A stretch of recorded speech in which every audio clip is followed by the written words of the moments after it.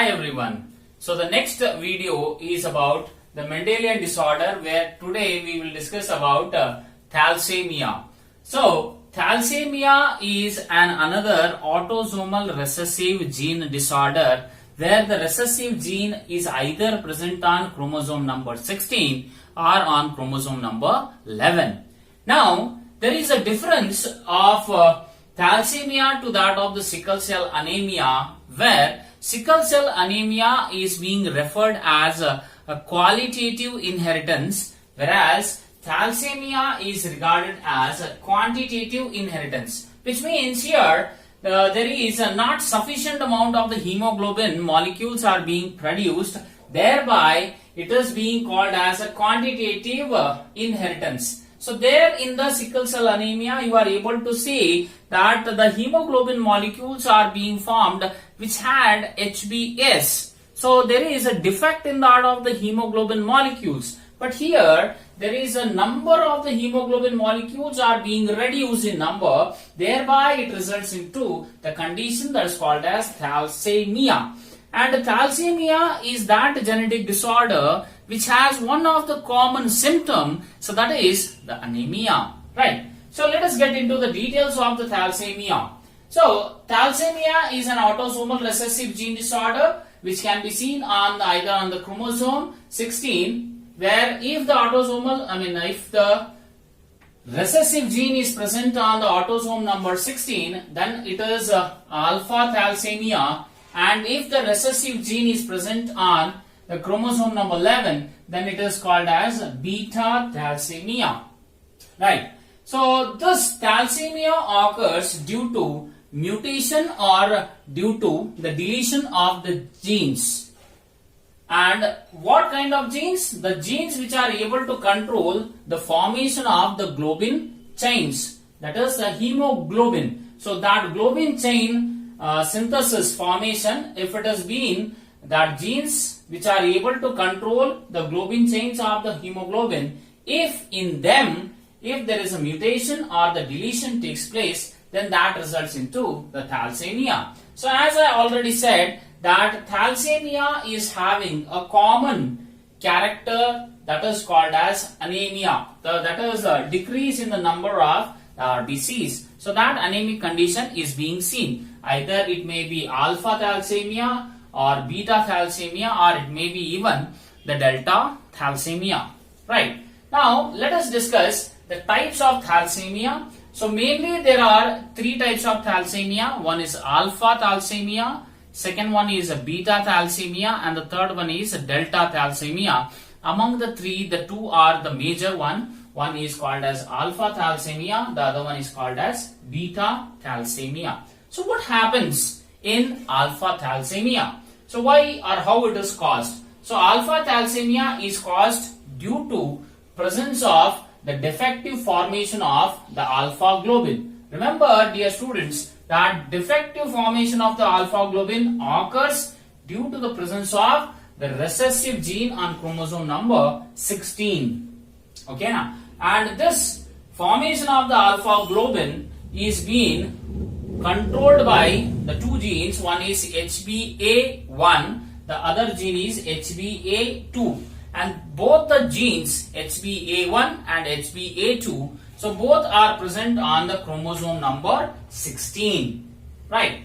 So here, if there is a defective alleles present in them, or if the genes they themselves are defective, then it results in that of abnormal synthesis of the alpha hemoglobin, thereby it results into the disorder alpha thalassemia.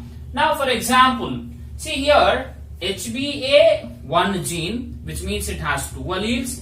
HbA2 gene, this also has two alleles. So totally 4 alleles are being considered. Now, if an individual has one defective allele among the 4, 2 here, so among the 4, if one allele is defective, then that individual is called as silent carrier. Means he may not show any kind of the symptoms, okay, but he is said to be the carrier, which means that defective allele will be inherited from him or her to that of the next generation, but does not show any kind of the symptom. If there are presence of two defective alleles, one from here, or two from here, or it may be even two from here, so that results into alpha thalassemia minor. So where the symptom, the common symptom will be there, that is anemia. Now, if there are presence of three defective alleles, then the result will be anemia. So here the severe anemia will be seen, whereas here very minor anemia will be seen, that is in the alpha thalassemia. Now here, along with that of the anemia, there may be even the jaundice is also being reported when an individual has three defective alleles for HbA1 and HbA2 genes. And if an individual has all the four defective alleles,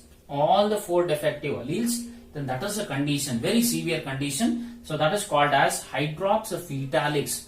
Hydrops fetalis is that particular condition where an individual generally have various of the bone deformities or hepatosplenomegaly, which means there is inflammation in that of the liver as well as the spleen, and various of the cardiac deformities are also being even noticed. So this condition may even result into the death of the individual. So that is also being seen when an individual has four defective alleles. So this is the first one, alpha thalassemia, where there is a presence of the defective alleles on the chromosome number 16.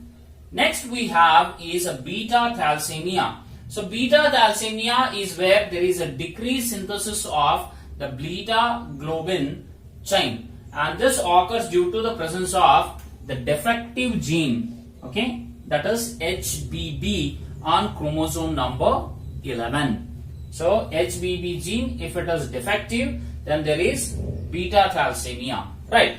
Now as we are discussing about HBB gene, single gene here, which means it has two alleles, right? So among the two alleles, if there is one defective allele of the HBB gene on the chromosome number 11, so that results into thalassemia minor. And if there are presence of two defective alleles, then that is the thalassemia major. Very, very important. And this thalassemia major was discovered by Cooley, thereby it is also called as Cooley's anemia. It is called as Cooley's anemia.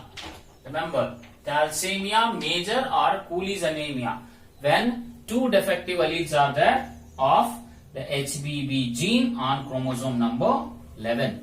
And apart from that, we have even the delta thalassemia, but it's not that so serious when compared to that of the alpha and beta. So what kind of symptoms are being shown in that of these this particular autosomal recessive gene disorder? So symptoms will be like hemolytic anemia is common. Thereafter is cardiac cardiovascular problems are there associated by birth itself, as because they are genetic disorders which are generally congenital or inborn.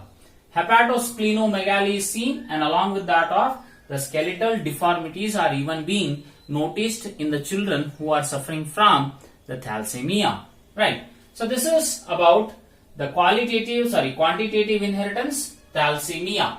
Next is the another genetic disorder which comes under the Mendelian disorder is phenylketonuria. So phenylketonuria is another inborn autosomal recessive gene disorder where the recessive gene is present on the chromosome number 12. And what happens here, or what is this particular phenylketonuria which is being abbreviated as PKU? What is this actually? So that we'll discuss in detail. Now, in a normal individual, when he has a normal gene, on the chromosome number 12, so there what actually happens is the phenylalanine, so this is one of the amino acid, and this amino acid we need to take through our diet. So this phenylalanine is further converted into that of the tyrosine. So that generally takes place in that of the liver. So this is what I am talking is all about the normal individual. So phenylalanine is one amino acid. So that amino acid is being converted into another amino acid called as tyrosine in the liver. And for this conversion of phenylalanine to the tyrosine is being done by an enzyme called as phenylalanine hydroxylase. So this enzyme converts the phenylalanine into tyrosine in the liver. Now this tyrosine is said to be a precursor for various of the synthesis of the hormones in the body. So when the tyrosine is formed, so that will be completely utilized by our body for various metabolic activities. Now what happens here in the phenylketonuria is the individual is having a recessive gene on chromosome number 12 for this particular phenylketonuria. So what happens is this individual lacks, he does not have, or the gene or the synthesis that does not occur where the phenylalanine hydroxylase will be formed. So due to the lack of phenylalanine hydroxylase, the phenylalanine is unable to get converted into tyrosine because that enzyme which is there, so that is very, very important. If that enzyme itself is lacking, okay, then phenylalanine won't get converted into tyrosine. Now what happens to this phenylalanine? So this phenylalanine starts forming into its metabolites. It starts forming into metabolites like phenylalanine pyruvic acid, phenyl acetate, phenylactate. So various of the compounds are being formed from the phenylalanine because it is not being converted into tyrosine.